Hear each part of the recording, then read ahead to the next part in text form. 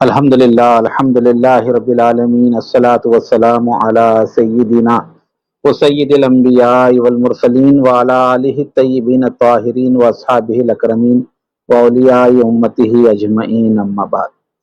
تمام تعریفیں اللہ رب العزت کے لیے ہیں جو تمام جہانوں کی پرورش کرنے والا ہے۔ لاکھوں درود و لاکھوں سلام ہوں حضور سرور عالم نور مجسم فخر آدم و بنی آدم صلی اللہ علیہ وآلہ وسلم پر، آپ کی آل اولاد، صحابہ اکرام، اہل بیت اور اولیاء امت پر اللہ تعالیٰ بے شمار رحمتیں برکتیں نازل فرماتا رہے۔ معزز سامعین و ناظرین اکرام، فیضان چشتیہ حیدرآباد دکن کے زیر اہتمام سلسلہ وار خطابات آپ سماعت فرما رہے ہیں، اور اسی سلسلے کی ایک کڑی آج کا خطاب جلیل ہے جو اصلاح نفس کے متعلق ہے۔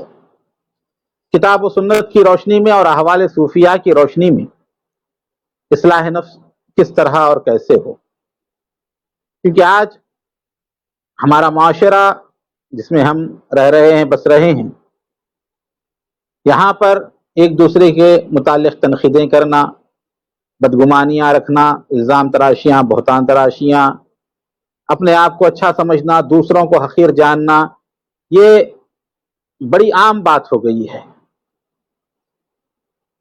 عوام سے لے کر خواص تک، عالم سے لے کر عامی تک، کسی نہ کسی طریقے سے ان چیزوں کے اندر جو ہے کہیں نہ کہیں شریک نظر آتے ہیں۔ صوفیہ اکرام بزرگان دین نے سب سے پہلی جو ترجیح دی ہے وہ نفس کی اصلاح پر، جہاں ان کے پاس ذکر حق اور خدمت خلق تصوف کی بنیادی چیزوں میں سے ہے، وہیں پر اصلاح نفس بہت خاص اہمیت کی حامل ہے۔ اصلاح نفس جب تک نہ ہو وہ دوسروں کی اصلاح نہیں کر سکتا۔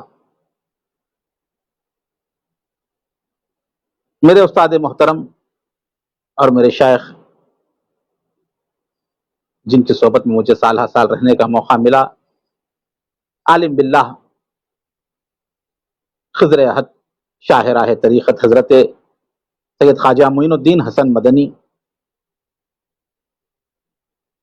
افتخاری نبی رائے اکبر جانشین حضرت وطن رحمۃ اللہ علیہ، وہ اکثر فرمایا کرتے، خود نہ جائے جو سیر کو لے جائے کیا غیر کو۔ یعنی آدمی کی اگر خود کی اصلاح ہی نہ ہو اور خود ہی وہ اصلاح سے دور ہو تو دوسروں کی کیا اصلاح کر سکے۔ تو آج کے ایسے ماحول میں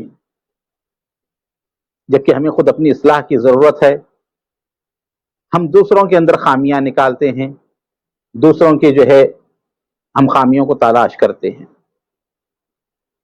بہادر شاہ ظفر نے اس پس منظر میں بڑی پیاری بات کہی، کہتے ہیں نہ تھی حال کی ہمیں اپنے خبر، نہ تھی حال کی ہمیں اپنے خبر، رہے دیکھتے اوروں کے عیب و ہنر، پڑی اپنی برائیوں پر جو نظر تو نگاہ میں کوئی برا نہ رہا۔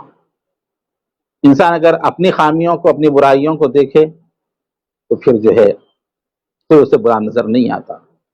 جتنا وقت ہم دوسروں کی تنقید پر لگاتے ہیں اتنا ہی وقت ہم اپنی اصلاح پر لگائیں، اپنی تعمیر پر لگائیں، تو ہماری زندگی میں بہت بڑا جو ہے ایک انقلاب آ سکتا ہے۔ تو اصلاح نفس یہ نہایت ہی ضروری ہے، اور تمام صوفیاء اکرام بزرگان دین نے اس کی جو ہے اہمیت کو اجاگر کیا۔ محدث دکن حضرت عبداللہ شاہ صاحب قبلہ نقشبندی رحمۃ اللہ تعالی علیہ فضائل رمضان میں اپنی کتاب میں تحریر فرماتے ہیں کہ ذوالنون مصری رحمۃ اللہ تعالی علیہ کے ایک مرید تھا جس نے شراب پی لی تھی اور وہ راستے میں گر گیا۔ دوسرا جو مرید تھا ان کا، وہ دوڑتا ہوا آیا، آ کر کہا کہ حضرت فلاں نے جو ہمارے سلسلے سے ہے شراب پی رکھی ہے اور روڈ پر گر گیا ہے۔ اب حضرت نے جو سنا، ذوالنون مصری رحمۃ اللہ علیہ نے کہا کہ دیکھو اسے سلسلے کی بدنامی ہوگی، جاؤ جا کر اٹھا کر لے کر آؤ۔ وہ لے کر نہیں آیا تھا، آ کر سنایا حضرت کو، دوسرے کا عیب، دوسرے کی برائی اور دوسرے کی جو خامی کو بتایا، آ کر کہا کہ ایسا ہو رہا ہے۔ حضرت نے فرمایا جاؤ جا کر لے کر آؤ اٹھا کر۔ وہ گیا اور اس کو اٹھا کر اپنے کندھے پر اس کا ہاتھ لے کر جو ہے لے کر آیا۔ جو بھی لوگ دیکھتے تو کہتے کہ دیکھو دونوں نے پی رکھی ہے، ایک نے اپنے آپ کو خود کو سنبھالا ہوا ہے اور دوسرا جو ہے گرتا جا رہا ہے، تو یہ پکڑ کر لے جا رہا ہے کہیں لوگوں کے سامنے ظاہر نہ ہو جائے۔ تو یہاں پر کیا تھا، حضرت ذوالنون مصری رحمۃ اللہ تعالی علیہ نے اس کی اصلاح کی۔ جو دوسرے کے اوپر تنقید کر رہا تھا اور اپنے آپ کو اچھا سمجھ رہا تھا دوسروں سے، تو اس کی جو ہے انہوں نے اصلاح کی۔ سلطان المشائخ کے متعلق ایک واقعہ محدث دکن نے لکھا، دیگر واقعات بھی ہیں مختلف الفاظ میں ہیں۔ محدث دکن نے جو لکھا ہے، فرماتے ہیں کہ دو شخص آئے حضرت محبوب الہی کے پاس مرید ہونے کے لیے، اور آ کر وہ گفتگو کرنا شروع کر دیے اور کہا کہ ہمارے مسجد کا جو حوض ہے یہ حضرت کی مسجد کے حوض سے بڑا ہے۔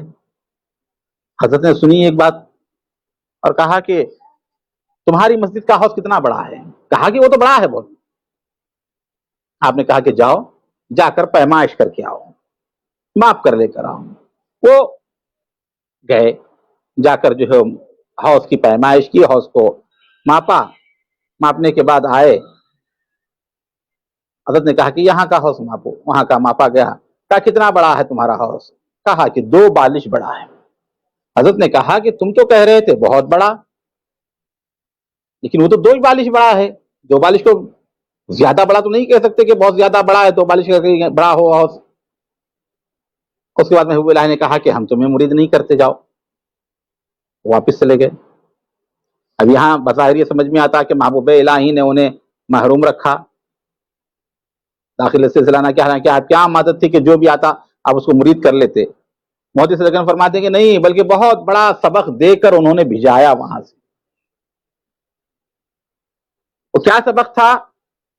وہ فضول گفتگو نہ کرنا، بیکار کی گفتگو نہ کریں، جس گفتگو کی ضرورت ہی نہ ہو وہ باتیں کریں۔ آج ہمارا معاشرہ یہ بنا ہوا ہے، ہم 4 آدمی بیٹھ جاتے ہیں تو اپنی محفل کو جو ہے بڑھانے کے لیے، طویل دینے کے لیے بیکار کی گفتگو، ادھر ادھر کے واقعات شروع ہو جاتے ہیں، پھر دوسروں کے اوپر تنقیدیں، پھر اس کے بعد غیبتیں، پھر اس کے بعد دیگر چیزیں آ جاتی ہیں اور ہمیں جو ہے بڑا اس میں اتارتا ہے۔ امام غزالی رحمۃ اللہ تعالی علیہ بیان کرتے کہ یحییٰ علیہ السلام نے جو ہے دیکھا کہ شیطان بہت سارے پندھے لے کر، بہت ساری رسیاں لے کر جا رہا ہے۔ کہا یہ کیا ہے؟ کہا کہ یہ میرے جو ہے ڈالنے کی رسیاں جو ہے لوگوں کے اوپر غلبہ حاصل کرنے کے لیے کمندان ہیں، اس کے ذریعے میں لوگوں کو کھینچتا ہوں۔ پھر آپ نے دیکھا کہ اس کے ایک ہاتھ میں شہد ہے اور ایک ہاتھ میں خاک ہے۔ کیا یہ شہد اور خاک کس لیے؟ اس نے کہا کہ یہ جو خاک ہے یہ یتیموں کے چہروں پر ملتا ہوں، یتیم لوگوں کے بچوں کے چہروں پر مل دیتا ہوں، لوگ ان سے نفرت کریں، لوگ ان سے بھاگیں، انہیں پسند نہ کریں، اپنے قریب نہ بلائیں۔ اور یہ جو شہد ہے یہ میں لوگوں کی زبانوں پر لگاتا ہوں کہ وہ ایک دوسرے کی غیبت کرتے ہیں، برائیاں کرتے ہیں، تو انہیں مزہ آتا جاتا ہے اور وہ غیبت کرتے چلے جاتے ہیں اور وہ برائیاں کرتے ہوئے چلے جاتے ہیں۔ تو اس طرح انسان دوسروں کے عیوب اور دوسروں کی خامیوں پر نظر رکھتا ہے اور اپنے آپ کو بھول جاتا ہے۔ ایک آیت مشہور ہے نا، کوئی اگر کسی کے اوپر جو ہے ایک انگلی بھی اٹھاتا ہے تو باقی کی 4 انگلیاں 3 انگلیاں خود اس کی طرف ہوتی ہیں، یعنی اگر سامنے والے کے اندر ایک خامی ہے تو کئی خامیاں ہمارے اندر ہیں۔ تو بزرگان دین، اللہ والے، صوفیاء اکرام مریدین کو یہی تعلیم دیتے تھے کہ وہ اپنی اصلاح کریں، نفس کی،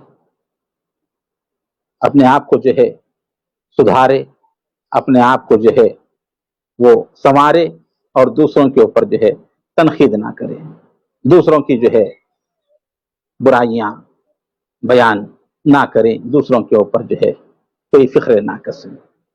تو آج ہمیں اپنی اصلاح کی ضرورت ہے، اپنے نفس کی اصلاح کی ضرورت ہے. جب ہماری خود کی اپنی اصلاح ہو جائے گی، اپنے نفس کی اصلاح ہو جائے گی، تو ہم جو ہے دوسروں کی بھی اصلاح کریں. پہلے کے جو وعظ ہوا کرتے تھے، بیانات ہوا کرتے تھے، بے انتہا تاثیر اس کے اندر ہوا کرتی تھی. آج بھی ہوتے ہیں، لاکھوں ہزاروں بیانات ہوتے ہیں، اثر اتنا نہیں ہوتا. ہاں، آپ دیکھیں بڑے بڑے بزرگوں کے مجالس پڑھیں، کئی لوگ توبہ کرتے ان کے مجالس میں، کئی لوگ روتے گریا وزاری کرتے. آج وہ کیفیت نہیں. کیوں کہ پہلے کے جو لوگ تھے وہ خود عمل کرتے اور اس کے بعد لوگوں کے سامنے بیان کرتے. آج عمل کا فقدان ہمارے پاس ہو. آج ہم دوسروں کو بولتے ہیں، دوسروں کو بتاتے ہیں ایسے کرو ویسے کرو، اور خود اپنے آپ کو بھول جاتے ہیں. قرآن پاک میں کھلے طور پر کہا گیا کہ ایمان والو ایسی باتیں کیوں کہتے ہو جس کے اوپر خود عمل نہیں کرتے. آدمی وہی بات کہے جس کے اوپر خود عمل پیرا ہو. خود ہی عمل نہیں کر رہے ہیں، دوسروں کو کہہ رہے ہیں، تو اس بات کا اتنا اثر نہیں ہوتا. تو ہم اپنی اصلاح کی طرف کوشش کریں، اپنے آپ کو جو ہے سنوارے، اپنے آپ کو جو ہے سدھارے. بزرگان دین صوفیاء کرام نے یہی ہمیں تعلیم دی ہے.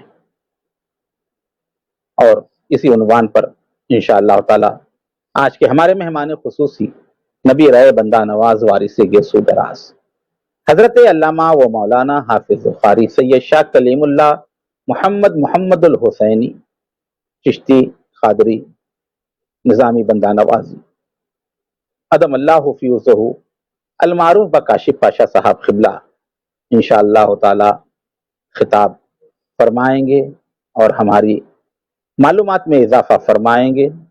الحمدللہ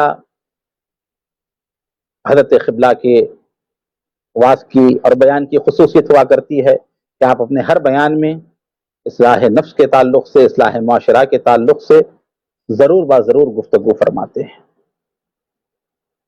آج ہمارے پاس جس چیز کی کمی ہے اس کے متعلق حضرت کی جو ہے گفتگو جو ہے واضح بیان میں بھی جاری رہتی ہے، کیونکہ یہ ماہ رمضان المبارک کے آخری ایام ہیں. تو ایک پیغام اصلاح نفس کے حوالے سے ہم کو جو ہے دینا ہے، اسی لیے اس عنوان پر جو ہے حضرت کو جو ہے دعوت خطاب دی گئی ہے. انشاءاللہ تعالی تو تھوڑی ہی دیر میں جو ہے خطاب جلیل سے جو ہے نوازیں گے. تب تک ہم جو ہے خیر المجالس جو ملفوظات ہیں حضرت بندگی نصیر الدین چراغ دہلوی رحمۃ اللہ تعالی علیہ کے، ان میں سے چند باتیں جو ہے بیان کریں گے. کل 5 مجلس ہوئی تھی، 6ویں مجلس میں جو ہے فرماتے ہیں سعادت خادم بوسی حاصل ہوئی. ہمیں شاعر قلندر یہ حضرت کے جو مرید تھے وہ کہتے ہیں کہ لکھتے ہیں سعادت ختم بوسی حاصل ہوئی. اول جز کتاب خیر المجالس کا صاف کر کے ملاحظہ خواجہ کو لایا تھا. یہ جتنا لکھا تھا انہوں نے 5 مجالس اور تمام کو صاف کر کے وہ حضرت بندگی نصیر الدین چراغ دہلوی رحمۃ اللہ علیہ کو بتانے کے لیے آئے.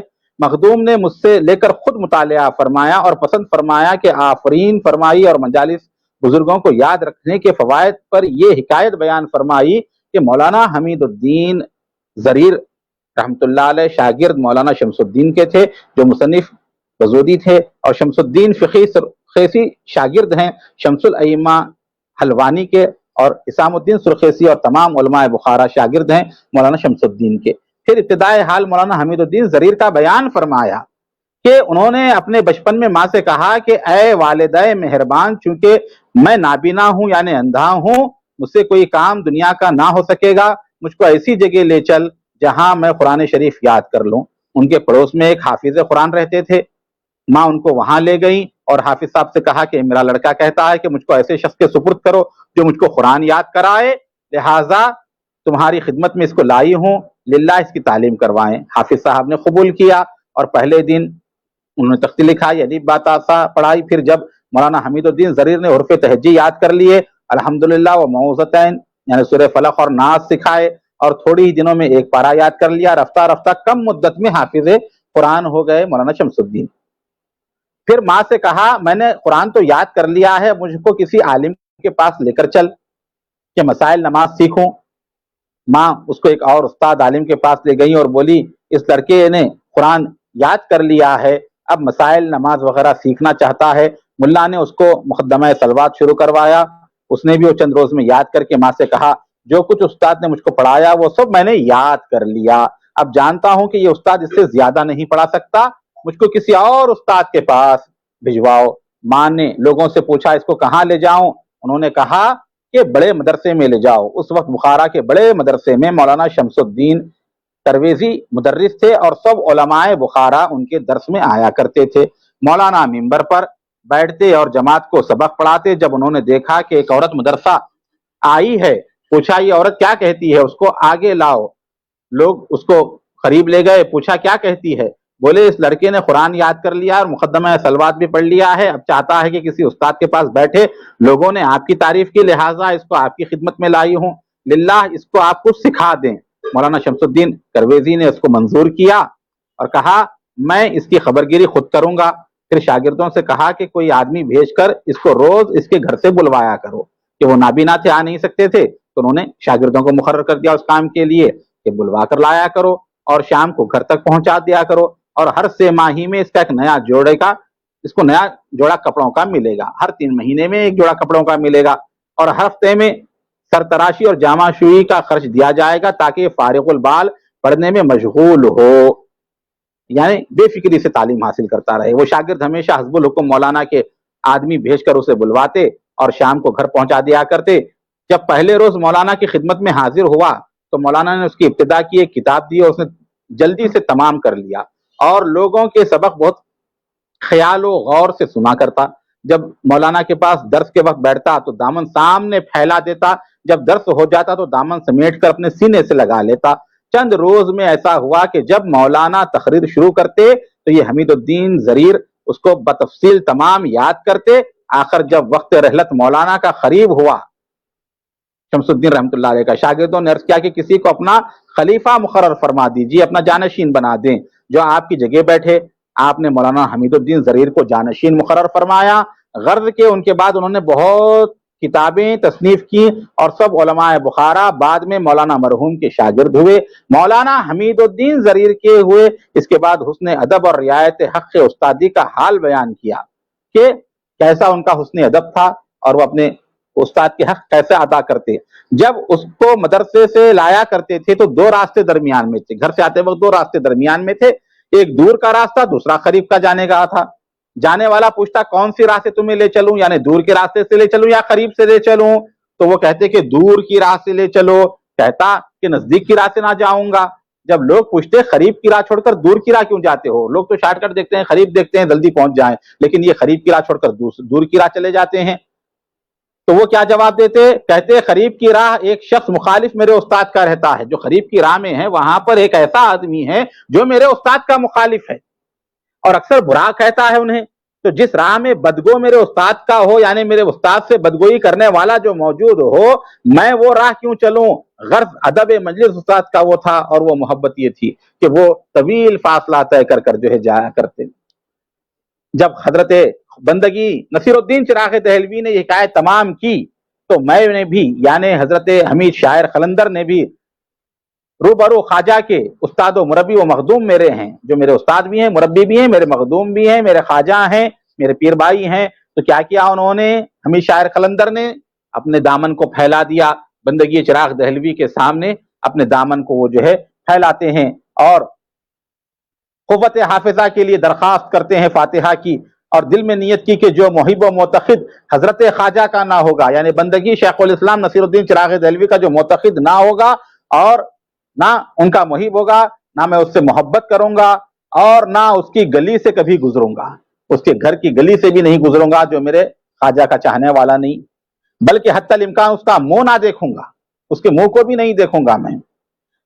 اسی عرصے میں مولانا مجد الدین امام زادہ ملاقات کو آئے تھے، حضرت خواجہ نے ان سے متوجہ ہو کر پوچھا کہ تمہارے بھائی اب بھی واز کہا کرتے ہیں؟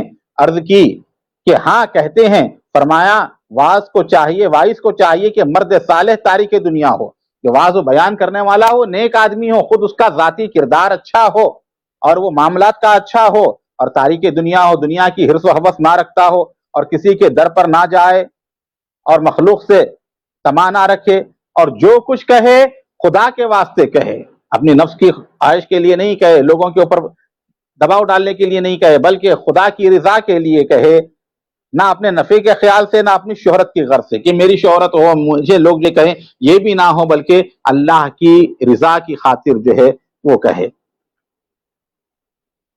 بعد اس کے یہ حکایت بیان فرمائی کہ مولانا رکن الدین امامزادہ کے مصنف شریعت الاسلام کے ہیں، وہ کتاب علماء میں معتمد اور معتبر ہے، اور بخارا میں پارسا اور صالح تاریخ دنیا تھے، واز کہا کرتے تھے، اساتذہ شہر ان کے واز میں جمع ہوتے، وہ ایسے نکات اور فوائد بیان کرتے کہ کسی کان نے نہ سنا ہو اور باتیں کسی کتاب میں نہ ہوتی۔ ایک دن سب اساتذہ اور علماء نے جمع ہو کر ان سے پوچھا کہ باتیں تمہیں کہاں سے کہتے ہو کہ ہم کو کسی کتاب میں نہیں ملتی، ہم تو کسی کتاب میں دیکھتے نہیں، اور آپ تو جو ایسی ایسی باتیں، ایسے ایسے نکات بیان کرتے ہو، اس کی حقیقت کیا ہے، کہاں سے آتا ہے؟ تو انہوں نے کہا کہ جب میں ممبر پر واز کو بیٹھتا ہوں تو ایک سبز کاغذ تحریر کا غیب سے میرے روبرو رکھ دیا جاتا ہے، میں اس کو دیکھتا ہوں، تب ان کو یقین ہوا اور بولے جب ہی تو ہم کہتے تھے کہ بیان طاقت دانش انسانی سے خارج ہے، یعنی اللہ تعالیٰ ایسا کرم فرماتا ان کے سامنے اسرار غیب کو جو ہے ظاہر فرما دیتا۔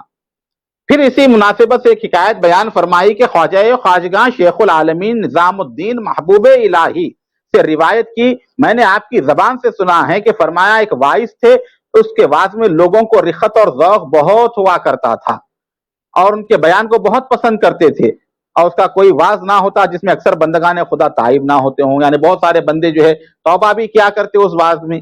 فوائد الفواد میں بھی یہ ذکر کیا ہے محبوب الہی نے اس بات کا، اور یہاں پر جو ہے بندگی شیخ الاسلام نصیر الدین چراغ دہلوی فرما رہے ہیں، وہ اتفاق سے خانہ کعبہ کی زیارت کو گئے اور وہاں ایسے ہی بیان کیا، جب حج سے فارغ ہو کر لوٹے تو ان کے اثر ان کے واز کا 100 گنا بڑھ گیا۔ جب آئے اور لوگوں نے واز سنا تو عشرہ عشیر بھی اس کا اثر پایا جو سابق میں تھا، لوگ ان کے پاس جمع ہوئے، دریافت کیے ہم تمہارے آنے کے نہایت ہی مشتاق و منتظر تھے، آپ آئیں گے اور بعد سے ہمارا ذوق اور راحت بڑھائیں گے۔ اب حج سے آ کر آپ نے واز کیا تو بنسبت سابق کے 10واں حصہ بھی اس کا اثر نہیں پاتے، یعنی 10واں حصے کا بھی اثر نہیں رہا جو پہلے آپ واز بیان کیا کرتے تھے، یہ کس فعل کی شامت ہے؟ وائس نے کہا یارو خداوند تعالیٰ عالم الغیب ہے، خوب جانتا ہے کہ جیسے میں گیا اور آیا ہوں کوئی جرم و گناہ مجھ سے نہیں ہوا، سو ایک قصور کہ میں نے جب ہی جان لیا تھا کہ عمدہ نعمت مجھ سے چھین لی جائے گی، اور ویسا ہی ہوا، اور وہ خطا یہ تھی کہ ایک نماز جماعت کی مجھ سے فوت ہوئی کہ امام کے ساتھ ہو کر جماعت سے محروم رہا، یہ بے لطفی اس کی شامت سے ہے، یہ کہہ کر حضرت خواجہ روئے اور حاضرین بھی رونے لگے۔ بنسبت فوت ایک نماز با جماعت کے وہ بھی وقت پر پڑی مگر تنہا نہیں۔ تو یہاں پر وہ فرما رہے ہیں کہ جو ہے وہ جماعت سے جو ہے نماز چھوڑ دیے تھے ایک وقت کی، تو اس کی وجہ سے ان کا اثر جو ہے جاتا رہا، تو تمام سامعین رونا شروع کر دیے۔ پھر مناسب اس کی فائدہ بیان فرما، رعایت حفظ اوقات نماز پنجانہ کی بڑا کام ہے، یعنی 5 وقت کی نماز جماعت سے پڑھنا یہ بہت بڑا اہم کام ہے، یہ بندگی نصیر الدین چراغ دہلوی فرما رہے ہیں۔ چنانچہ ایک بزرگ کے پاس لوگ جمع ہوا کرتے اور اس کے باوجود شہر میں دوسرے شیوخ بھی موجود ہوتے، اس کے پاس مجموعہ زیادہ ہوتا، اس نے دل میں خیال کیا کہ خداوندہ مجھ میں نہ طاقت ہے نہ عبادت جس قدر اور بزرگوں کو ہے، یہ ہجوم خلق کا میرے پاس کیا باعث ہے، اور اس قبولیت کا کیا سبب؟ غیب سے آواز آئی کہ اس کا یہ سبب ہے کہ تم جماعت میں شامل ہونے کی بہت کوشش کیا کرتے ہو اور ہر دم منتظر رہتے ہو کہ مبادا فوت نہ ہو جائے، یہ بات ہم کو پسند آئی اور ہم نے اس کے عوض تجھ کو یہ قبولیت عامہ عنایت فرمائی۔ اب اندازہ لگائیں کہ نماز با جماعت کی ان کو جستجو اور لگن تھا، اسی باعث جو ہے لوگ جو ہے کثرت سے ان کے پاس آیا کرتے۔ الحمدللہ نبی رائے بندہ نواز کے سدراز ہمارے رابطے میں ہے۔ السلام علیکم ورحمۃ اللہ وبرکاتہ۔ السلام علیکم حضرت۔ وعلیکم السلام ورحمۃ اللہ وبرکاتہ۔ کیسی مزاج جی حضرت خیریت سے جی، طالب دعا ہے، بس آپ کے مشتاق اور منتظر ہیں، اور کئی جو ہے سامعین بھی لگے ہوئے ہیں کہ حضرت آج کے حالات کے لحاظ سے کہ آج ہمارا یہ کیفیت بن چکی ہے اکثر کی، بلکہ خود ہماری کیفیت کی ہمیں دوسروں کی خامیاں نظر آتی ہیں، دوسروں کی جو ہے برائیاں نظر آتی ہیں، خود اپنی خامیاں نظر نہیں آتی، تو اصلاح نفس کے حوالے سے جو ہے آپ کی گفتگو سننے کے منتظر ہیں کہ یہ اصلاح نفس ہے کیا، کس طرح کیا جائے، اور بزرگوں کے پاس اس کی اہمیت کیا ہے۔ تو میں آپ سے مدمن گزارش کروں گا کہ اس عنوان پر جو ہے ہمارے سامعین اور ناظرین کو جو ہے آپ جو ہے اپنے خصوصی فرمودات سے اور نصائح سے جو ہے آپ جو ہے محظوظ فرمائیں۔ جزاک اللہ الخیر۔ وَإِيَّاكُمْ كَذَلِكَ. جی مولانا، میں سمجھتا ہوں کہ آپ کا خطاب کچھ چل رہا تھا، وہ مجلس میں سمجھتا ہوں خیر المجالس سے کچھ پڑھی جا رہی تھی. جی اگر وہ خیر المجالس مکمل نہیں ہوئی ہے تو آپ مکمل نہیں فرما لیجئے، میں بیٹھ کے نہیں، سن رہا ہوں روزانہ انشاءاللہ. ایک ایک مجلس جو ہے ہو رہی ہے، تو ایک مجلس ہو گئی ہے، جی اچھا، ابھی ختم الحمدللہ ہوئی ہے مجلس جو 5 مجالس ہو چکے ہیں الحمدللہ. الحمدللہ، بندگی نصیر الدین چراغ دلوی رحمۃ اللہ علیہ کے. سبحان اللہ. جی اچھی جی بات انشاءاللہ. ارشاد فرمائیے. الحمدللہ الحمدللہ رب العالمین، الصلاة والسلام علی اشرف الانبیاء والمرسلین وعلى آلہ الطیبین الطاہرین الہادین واصحابہ الاکرمین الرافعین لقواعد الدین. اما بعد فاعوذ باللہ من الشیطان الرجیم، بسم اللہ الرحمن الرحیم. ونهى النفس عن الهوى فإن الجنة هي المأوى. صدق. وقال رسول الله صلى الله عليه وسلم: من عرف نفسه فقد عرف ربه. صدق الله مولانا العلي العظيم، وصدق رسوله النبي الأمين الكريم، ونحن على ذلك لمن الشاهدين والشاكرين. إن الله وملائكته يصلون على النبي يا أيها الذين آمنوا صلوا عليه وسلموا تسليما. اللهم صل وسلم وزد وبارك على سيدنا مولانا محمد وعلى آله وأصحابه وأتباعه وأزواجه وذرياته وأهل بيته وأولياء أمته أجمعين، والحمد لله رب العالمين. معزز و مکرم ناظرین کرام، بالخصوص داعی اجلاس مولانا محمد مہتاب چشتی کربلائی صاحب مدظ اللہ العالی، اللہ تبارک و تعالیٰ سے دعا ہے کہ اللہ اس مجلس فیضان چشتیہ کے مشن کو جاری و ساری رکھے. جس طرح خاندان خواجگان چشت اہل بہشت کی تعلیمات کو اس کے ذریعے عام کیا جا رہا ہے، اللہ تعالیٰ ان خدمات کو شرف قبولیت سے سرفراز فرمائے. آپ تمام کی خدمت میں سلام عرض ہے. السلام علیکم ورحمۃ اللہ وبرکاتہ. اور جو حضرات سلام کر رہے ہیں آن لائن، ان کے لیے وعلیکم السلام ورحمۃ اللہ وبرکاتہ. حضرات گرامی، آج کا جو عنوان ہے اصلاح نفس کے حوالے سے ہے، اور یہ بہت اہم ترین عنوان ہے. یہ ایسا عنوان ہے جو ہر زمانے میں اہل خانقاہ کے لیے، اہل علم کے لیے، اہل مدارس کے لیے، ہر ایک کے لیے اہم رہا اور ضروری رہا ہے. لیکن آج وہ زمانہ ہے کہ ان عنوانات پہ بالکل بھی گفتگو بہت کم کبھی سننے کا کہیں اتفاق ہو رہا ہے. مولانا مہتاب چشتی کربلائی صاحب کی خواہش پر میں آپ حضرات کی خدمت میں حاضر ہوا ہوں. اس عنوان کو لے کر چند گزارشات آپ حضرات کی خدمت میں پیش کرنا چاہتا ہوں. اللہ تعالیٰ اپنے فضل و کرم سے ہم تمام کے صغائر و کبائر کو معاف فرمائے، اور ہمارے نفس کی جو کچھ مکاریاں اور بدماشیاں جس کی وجہ سے ہم جنت کے راستے سے ہٹ کے دنیا اس وقت جہنم کے راستے کی طرف جا رہی ہے، اس سے اللہ ساری امت کی حفاظت فرمائے. حضرات گرامی، جہاں تک معاملہ نفس کا ہے، اللہ تبارک و تعالیٰ نے قرآن پاک میں متعدد مقامات پر اس کا ذکر فرمایا ہے. اور جو اہم بات یہ ہے کہ پہلے سمجھنا ہے کہ نفس ہے کیا چیز، پھر اس کا علاج کیا ہے، نفس کی کیفیت کیا ہوتی ہے. جب تک علاج نہیں ہوتا اور علاج ہو جانے کے بعد میں اس کی کیفیت کیا ہو جاتی ہے، یہ ہمیں سمجھنا ہے. اور اس کی بے شمار مثالیں ہیں. اور سب سے پہلی چیز تو یہ سمجھ لینے کی ہے کہ نبی کریم صلی اللہ علیہ وسلم کے واسطے سے رب کریم نے ہمیں جو قرآن عطا فرمایا ہے، اس قرآن میں اللہ تعالیٰ فرماتے ہیں وَنَهَى النَّفْسَ عَنِ الْهَوَىٰ فَإِنَّ الْجَنَّةَ هِيَ الْمَأْوَىٰ. اسی کو بزرگان دین نے اپنے الفاظ میں کہا کہ ایک قدم اپنے نفس پہ رکھو، دوسرا قدم جنت میں چلا جائے گا.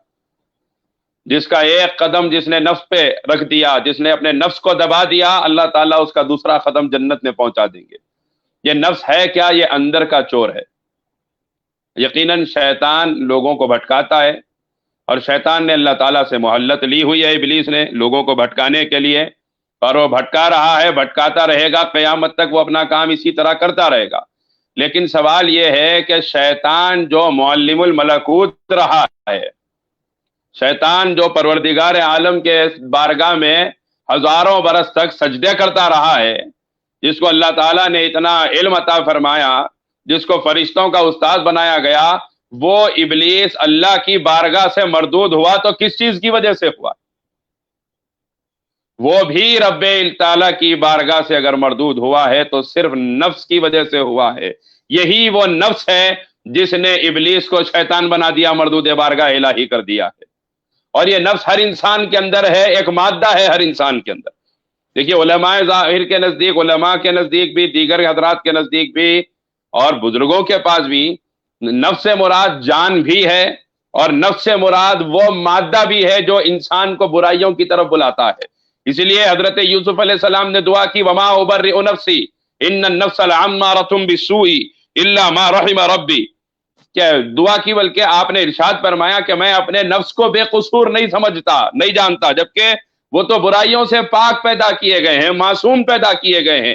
انسانیت کو بتانا ہے کہ نفس کے دھوکے سے بچے رہو، کیونکہ پیغمبروں نے اسے بچنے کی دعائیں مانگی ہے۔ پیغمبروں نے اپنے نفس کے متعلق اللہ کے سامنے یہ اظہار کیا تھا کہ قیامت تک کی انسانیت سمجھے کہ نفس کا فتنہ کیا ہے۔ نفس وہ مادہ ہے جو ہر انسان کے دل میں ہے، ہر انسان کو برائی کی طرف بلاتا ہے، اور ہر برائی انسان، کیونکہ یہ اندر کا ایک چور ہے۔ آپ نے دیکھا ہوگا کہ اگر کسی گھر میں چوری ہونا ہو، آپ جانتے ہیں کہ آسانی سے اگر کسی گھر میں چوری ہونا ہو، گھر کے اندر کا چور جب تک ملا ہوا نہ ہو، باہر والا آ کے آسانی سے چوری نہیں کر سکتا۔ لیکن جب باہر والے کے ساتھ گھر کے اندر کا چور بھی مل جاتا ہے تو سارا گھر صاف کرنے میں آسانی ہو جاتی ہے۔ تو باہر کا چور شیطان ہے اور اندر کا چور ہمارا نفس ہے۔ جب تک نفس اس کو راستہ دیتا رہے گا، وہ اندر آتا رہے گا، ہمارے اعمال کو برباد کرتا رہے گا، ہمارے ایمان کو غارت کرتا رہے گا، ہماری تربیت، ہماری جو راستہ ہے جنت میں جانے کا، اس راستے سے بھٹکانے میں شیطان کو آسانی اسی وقت ملے گی جب جا کر وہ اس کا نفس اس کو انسان کا راستہ دیتا رہے گا۔ اسی لیے بزرگان دین نے کیا کیا؟ سب سے پہلے نفس کے خلاف جنگ کی ہے۔ اور نفس کے خلاف جنگ کیا ہے؟ ایک غزوے سے واپس آتے ہوئے جناب رسول اللہ صلی اللہ علیہ وسلم نے ارشاد فرمایا کہ ہم اب جہاد اصغر یعنی چھوٹے جہاد کی طرف سے جہاد اکبر یعنی بڑے جہاد کی طرف آ رہے ہیں۔ صحابہ کرام نے عرض کیا، یا رسول اللہ، ہم نے جو جہاد کیا وہ چھوٹا ہے، تو پھر بڑا جہاد کیا ہے؟ حضور نے ارشاد فرمایا، اسلام کے دشمنوں سے لڑنا چھوٹا جہاد ہے، اپنے نفس سے لڑنا یہ بڑا جہاد ہے۔ اپنے نفس سے لڑا کرو، اپنے نفس کی مخالفت کرو، جس طرح اللہ تعالیٰ نے فَاتَّخِذُوهُ عَدُوًّا فرمایا قرآن پاک میں کہ شیطان تمہارا دشمن ہے، تم بھی اس سے دشمنی کرو۔ رسول پاک صلی اللہ علیہ وسلم نے نفس سے لڑنے اور اس سے دشمنی کا اور اس کے خلاف ہمیشہ ڈٹے رہنے اور کھڑے رہنے کا حکم فرمایا۔ لیکن حقیقت یہ ہے کہ انسانیت کی اکثریت ہر زمانے میں نفس کی غلام رہی ہے۔ انسانیت کی اکثریت ہر زمانے میں نفس کی غلام رہی اور نفسانی خواہشات کی غلام رہی ہے، اور نفسانی خواہشات کی غلامی انسان کو رحمان کے احکامات سے دور کر دیتی ہے۔ اب آپ کو سمجھنے کی ایک بات آپ کی خدمت میں یہ عرض کرنا چاہتا ہوں کہ نفس کہتے کس کو ہیں؟ نفس ہر وہ چیز جو بندے کو برائی کی طرف بلائے وہ اسی نفس کے مادے سے ہے۔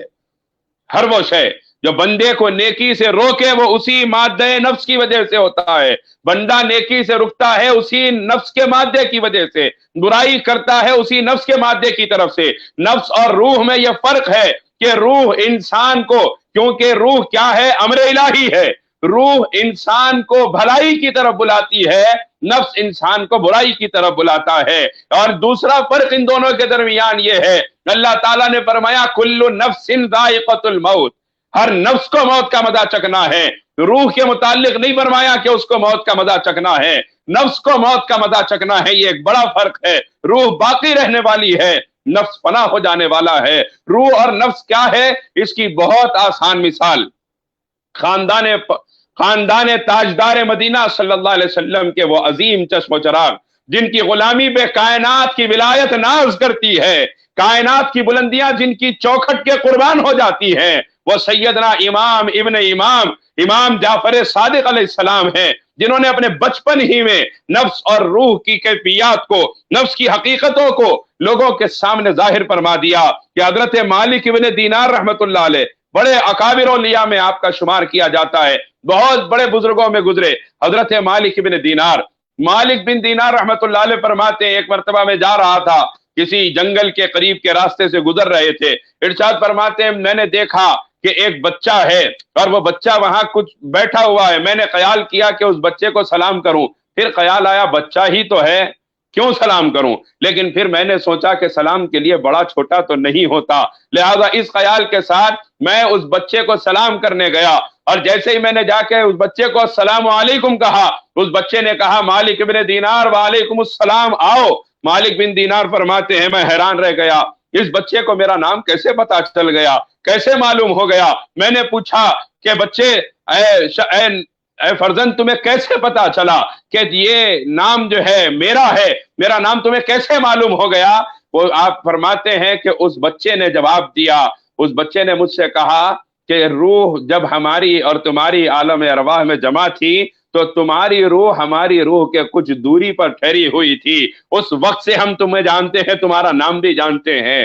پریشان ہو گئے۔ مالک ابن دینار فرماتے ہیں میں حیران رہ گیا کہ یہ بچہ کون ہے جس کو یہ بھی پتا ہے کہ عالم ارواح میں کون کس کے قریب ٹھہرا تھا۔ اس کے بعد مجھے خیال آیا کہ ایک ایسا سوال جو میں نے زمانے کے کئی اولیاء سے کیا، کئی بزرگوں سے کیا، اپنے اساتذہ سے کیا، لیکن کوئی استاذ اس کا جواب نہ دے سکا، کوئی شیخ سے میں نے سوال کیا، کوئی اس کا جواب نہ دے سکا آسانی کے ساتھ۔ یہ بچہ بڑا حکیم معلوم ہوتا ہے۔ یہاں ایک بات سمجھنے کی ہے کہ حضرت مالک بن دینار رحمت اللہ علیہ خود اپنے زمانے کے اتنے بڑے اللہ والے یہ نہیں سوچ رہے ہیں کہ میں تو جبہ و دستار والا ہوں، یہ چھوٹے بچے سے میں کیا سوال کروں، یہ چھوٹا بچہ میرے سوال کا کیا جواب دے گا؟ نہیں، مالک ابن دینار بتا رہے ہیں کہ اگر نفس کی اصلاح ہو چکی ہو تو بندہ چھوٹا دیکھتا ہے نہ بڑا دیکھتا ہے، جہاں سے رب کا کرم ملتا ہے وہاں جا کے لے لیا کرتا ہے، جہاں سے مصطفیٰ کی ذات کا فیضان ملتا ہے، جہاں سے رب کی معرفت کا علم ملتا ہے وہاں جا کے لے لیا کرتا ہے۔ لیکن جب نفس کی اصلاح نہیں ہوتی، وہ جبہ و دستار میں آ جاتا ہے تو آسمان سے باتیں کرنے لگتا ہے، جبکہ نفس کی اصلاح کا نہ ہونا ہی تکبر کا ہونا، نفس کی اصلاح کے نہ ہونے کی نشانی ہے۔ اب آپ دیکھیں یہ بزرگان دین جن کے نفس کی اصلاح ہو چکی تھی، حضرت مالک ابن دینار نے اپنے نفس کو کچل دیا، اس کی اصلاح فرمائی ہوئی تھی۔ آپ نے کہا کہ بچہ ہو یا بڑا ہو، علم حاصل کرنا ہے، حقیقت جاننا ہے تو کسی سے بھی جانی جا سکتی ہے۔ اتنے بڑے اللہ والے نے اس زمانے کے اپنے نفس کو توڑتے ہوئے اس بچے سے سوال کیا کہ بچے یہ بتاؤ، میں نے ایک سوال بڑے بڑے اکابرین سے کیا ہے لیکن اس سوال کا مجھے آج تک کسی استاد نے جواب نہیں دیا، میں تم سے بس اس بات کا سوال کرنا چاہتا ہوں، مجھے یہ بتاؤ کہ نفس اور روح میں کیا فرق ہے؟ نفس اور روح میں کیا فرق ہے؟ ارشاد فرماتے ہیں جیسے ہی پوچھا نفس اور روح میں کیا فرق ہے تو اس بچے نے جواب دیا کہ تم جب مجھے پہلی مرتبہ یہاں تم نے مجھے دیکھا تھا، تمہارے دل میں خیال آیا تھا کہ میں اس بچے کو سلام کروں گا، اور خیال کے بعد میں ایک اور خیال آیا تھا کہ اب میں اس بچے کو کیوں سلام کروں کیونکہ یہ ایک چھوٹا سا بچہ ہے۔ ارشاد فرمایا اس بچے نے کہا کہ جب تمہارے دل میں خیال آیا کہ میں سلام کروں یہ روح کی طرف سے تھا، اور جب تمہارے دل میں خیال آیا کہ اس بچے کو کیوں سلام کروں یہ تمہارے نفس کی طرف سے تھا۔ یہی فرق ہے نفس اور روح میں، جو تمہیں خیر کی طرف بلائے وہ روح ہے، جو شر کی طرف بلائے وہ نفس ہے۔ مالک ابن دینار فرماتے ہیں اس بچے کا اتنا برجستہ جواب سن کر میں بے چین ہو گیا، بلکہ میرے اوپر ایسی کیفیت طاری ہوئی کہ میں بے ہوش ہو گیا۔ ارشاد فرماتے ہیں میں ہوش آیا، پوچھا وہ بچہ کہاں گیا؟ کہا یہ بچہ یہ کوئی اور فرزند رسول امام جعفر صادق ہے جو رسول اللہ صلی اللہ علیہ وسلم کے خاندان کے چشم و چراغ ہے۔ تو بتانا چاہتا ہوں کی خدمت چاہتا ہوں، نفس روح، نفس کیا یہ بزرگوں کو مارنے کے بعد بھی جاننے کی ہے، اور نفس کب ہے؟ نفس اسی ہے جب اپنی اصلاح انسان نہیں اصلاح ہو جائے، انسان کہ میرا نفس آئے دیات نفس کی غلامی کرتا رہے تو پھر یہ نفس غلامی بربادی کی طرف لے جاتی ہے، کیونکہ کے لیے نے فرمایا ہن نفس ہی جنت میں اپنے ضرور جو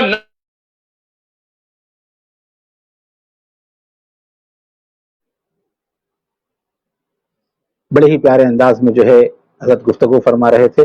نیٹ ورک کا پرابلم دکھ رہا ہے، رب میں ہے تو انشاءاللہ تعالیٰ جو ہے آپ جو ہے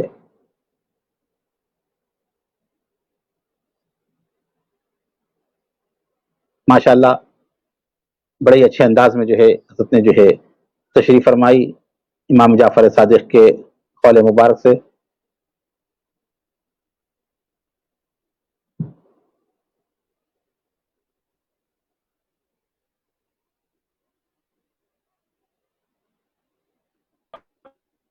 کہ نفس نے کیا کی ہے کو ایک دینا چاہتے تاج کائنات محمد عربی صلی اللہ علیہ وسلم صلی اللہ علیہ وسلم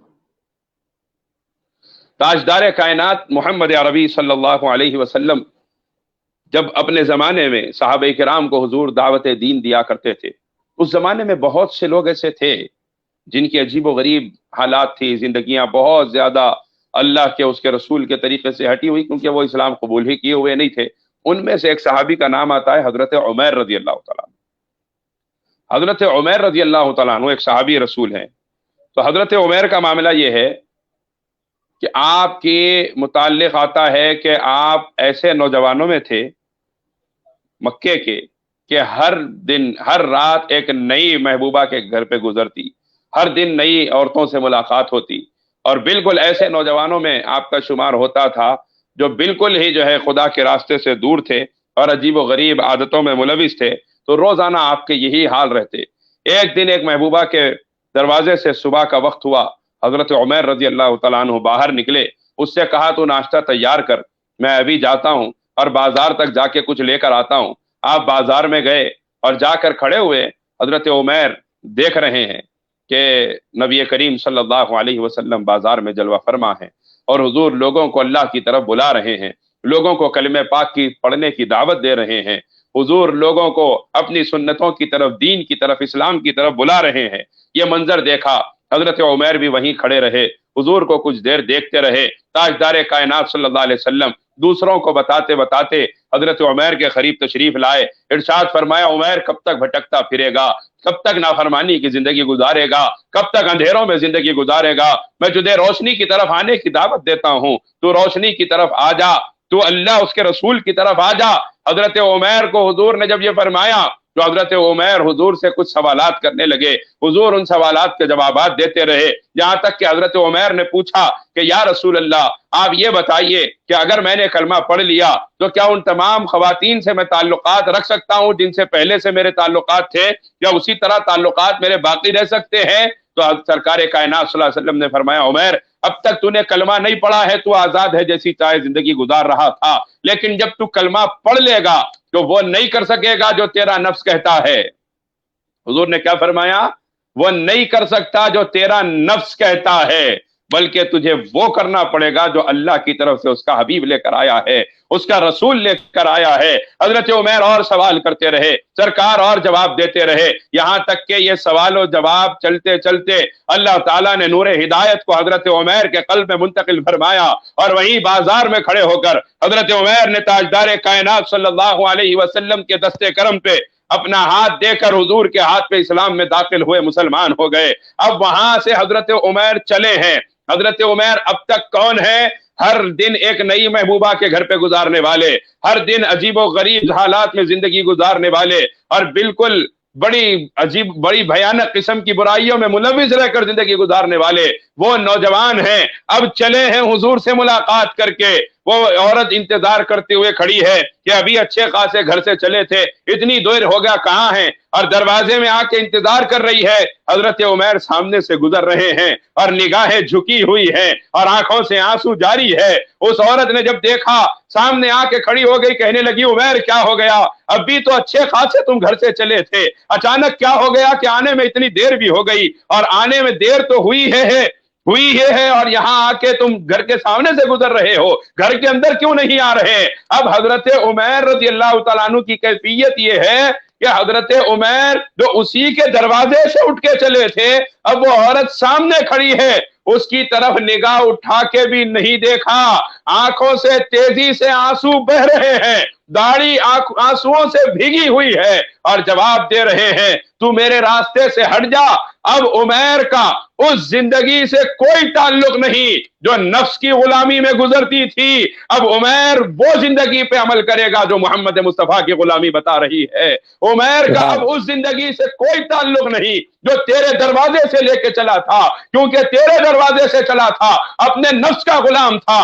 آج واپس ہو رہا ہوں تو محمد عربی کا غلام ہو چکا ہوں. اب وہ نہیں کروں گا جو میرا نفس کہے گا, اب وہ کہے گا جو وہ کروں گا جو اللہ نے کہا ہے, اللہ کے حبیب نے ارشاد فرمایا ہے. پتہ کیا چلا, اصلاح نفس جب تک نہیں ہوئی تھی غیروں کے گھروں پہ راتوں کا گزارنا آسان تھا, لیکن جب نفس کی اصلاح ہو گئی ہے تو نگاہ اٹھا کے دیکھنا بھی مشکل ہو جاتا ہے. یہ نفس کی اصلاح ہے, یہ جب تک نہیں ہو جائے انسان اس وقت تک گناہوں سے نہیں بچ سکتا. اور اسی نفس کی اصلاح کے لیے بزرگان دین کی خانقاہیں ہیں, اسی نفس کی اصلاح کے لیے بزرگان دین کی خانقاہوں میں ادب کروایا جاتا ہے, تعظیم کروائی جاتی ہے, تاکہ انسان کے نفس کا ٹوٹنا آسان ہو جائے, انسان کو سر جھکانا آسان ہو جائے, انسان اپنے نفس کو بتائے کہ نہیں میں تیری مخالفت کروں گا. اولیاء کرام کے واقعات میں بہت مقامات پہ ہے. یہ ایک بزرگ کا واقعہ مجھے یاد آ رہا ہے کہ ایک اپنے دوست کے دروازے پہ وہ بزرگ گئے اور جا کے دروازہ کھٹکھٹایا. اندر سے بچے نے آ کے کہا کہ میرے والد ابھی آرام فرما رہے ہیں. تو جیسے ہی سنا کہ آرام کر رہے ہیں, زبان سے نکلا کہ یہ بھی کوئی وقت ہے آرام کرنے کا, بے وقت آرام کر رہے ہیں. یہ کہہ کے وہاں سے نکل گئے, لیکن خیال آیا کہ وہ جب چاہیں آرام کریں, میں کون ہوتا ہوں ان کے آرام میں خلل کرنے والا, میں کون ہوتا ہوں ان کے آرام کے بارے میں اپنی رائے پیش کرنے والا. اس کے بعد نے اپنے نفس سے مخاطب ہو کے کہا کہ یہ تیری شرارت کی وجہ سے ہے کہ مجھے دوسروں کی اچھائیاں بھی برائیاں نظر آ رہی ہے, لہذا اب میں تجھے سزا دوں گا. یہ بزرگان دین اپنے نفس کی اصلاح کس طرح کرتے تھے؟ نفس کو سزا دیتے تھے اور سزا دے کر اپنے نفس کی اصلاح فرمایا کرتے تھے. ارشاد فرمایا اب میں تجھے سزا دوں گا, اور سزا یہ ہے کہ 6 مہینے تک تجھے بستر پہ نہیں لٹاؤں گا. 6 مہینے گزر گئے, نہ رات کو سوئے نہ دن کو سوئے, اور اسی طرح عبادتوں میں مصروف رہے. بتانے کا مقصد یہ ہے کہ یہ بزرگان دین ہیں جنہوں نے اپنے نفس کی ایسی مخالفت کی ہے, اپنے نفس کو اس طرح سے اس کی ساتھ دشمنی کی ہے کہ ان کا نفس بھی سوچے کہ ایک خیال کسی کے بارے میں ایسا آ جائے جو 6 مہینے تک مجھے آرام سے سونے نہ دیا, اگر کوئی عمل غلط ہو جائے تو یہ میرا کیا حشر کرے گا. یہ وہ بزرگان دین ہیں کہ جنہوں نے اپنے نفس کو کچل کے رکھ دیا تھا. اور نفس کا کچلنا آسان نہیں ہے, نفس کا کچلنا تبھی ہوتا ہے جب بندہ کسی شیخ طریق, کسی شیخ کامل کے دامن سے وابستہ ہو جاتا ہے, تب جا کے نفس کچلا جاتا ہے, تب جا کے حقیقتیں کھلتی ہیں. یاد رکھیں, نفس جب تک باقی ہے کوئی حقیقت ظاہر نہیں ہو سکتی. نفس کے شرارتیں جب تک ہمارے ساتھ ہیں کوئی معرفت حاصل نہیں ہو سکتی. مولائے روم مولانا جلال الدین رومی رحمت اللہ علیہ 90 برس کی عمر میں بیٹھے ہیں, 18 سال کا نوجوان سامنے کھڑا ہے جس کو دیکھ کے ایسے محسوس ہو رہا ہے کہ منہ سے رال ٹپک رہی ہے, بال پراگندہ ہیں, کپڑے پھٹے ہوئے ہیں. اس نوجوان نے آپ کی کتابوں کی طرف بتا کے پوچھا, اے جلال الدین یہ کیا ہے؟ آپ نے ارشاد فرمایا یہ وہ ہے جس کو تو نہیں جانتا. اس بچے نے کتابیں اٹھائی اور دوڑنے لگا. وہ حضرت بھی پیچھے چلے اور بھی لوگ پیچھے چلے, یہاں تک کہ جب وہ پانی کے قریب گیا اس بچے نے کتابوں کو پانی کے اندر پھینک دیا. مولانا جلال الدین رومی جلال میں ہے, زندگی بھر کی میری محنت کو اٹھا کے پانی میں ڈال دیا اس نوجوان نے. جب جلال میں آنے لگے اور بھی لوگ دوسرے قریب تھا کہ حملہ کریں, تو اس نوجوان نے کیا کیا, بس اپنے ہاتھ سے اشارہ کیا. اشارہ کرنا تھا کہ مچھلیاں کتابیں لے کر باہر آ گئی, اور اس حال میں آئی ہیں کہ پانی میں غرق ہونے کے بعد کتابوں کا یہ عالم تھا. کتابوں کا بھیگنا تو دور کی بات ہے، کتابوں پہ بعض میں جو دھول بیٹھی ہوئی تھی اس دھول کو بھی کوئی فرق نہیں پڑا، دریا سے کتابیں مچھلیاں باہر نکل آ گئی. اب مولانا جلال الدین رومی نے جب یہ دیکھا، اس نوجوان سے پوچھا یہ کیا ہے، وہاں کتابوں کو دیکھ کے پوچھا تھا اس نوجوان نے یہ کیا ہے، مولانا رومی نے فرمایا تھا یہ وہ ہے جو تو نہیں جانتا. اب یہاں یہ مولانا جلال الدین رومی نے اس نوجوان سے پوچھا یہ کیا ہے، اس نوجوان نے جواب دیا یہ وہ ہے جو تو نہیں جانتا. اب مولا روم نے ان کتابوں کو چھوڑا. اس 18 سال کا نوجوان حضرت خواجہ شمس تبریز رحمت اللہ علیہ کی چوکھٹ پہ پڑ گئے، انہی کی خدمت میں زندگی باقی کی گزاری. اور کیا فرمایا، ہے چیزیں خود بخود چیزیں نہ شد، ہے آہن خنجرو تیغے نہ شد، مولوی ہرگز نہ شد مولائے روم تا غلام شمس تبریزی نہ شد. ارشاد فرمایا کوئی چیز خود بخود کوئی چیز نہیں بن جاتی، کوئی لوہا خود بخود خنجر و تلوار نہیں بن جاتا. مولوی مولوی تھا، مولائے روم ہرگز نہ بنا، اس وقت تک نہ بن سکا جب تک کہ شمس تبریز کی چوکھٹ کا غلام نہ ہو گیا.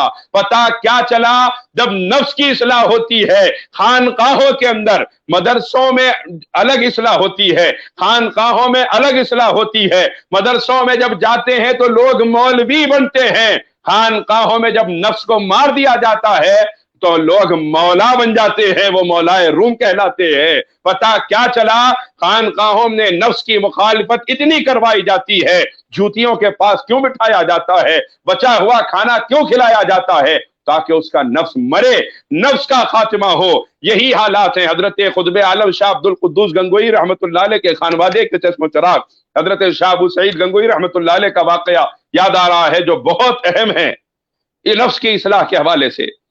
بہت اہم واقعہ ہے. بات اختتام کی طرف لے جا رہا ہوں، آگے اور تھوڑی سی گفتگو ہوگی انشاءاللہ.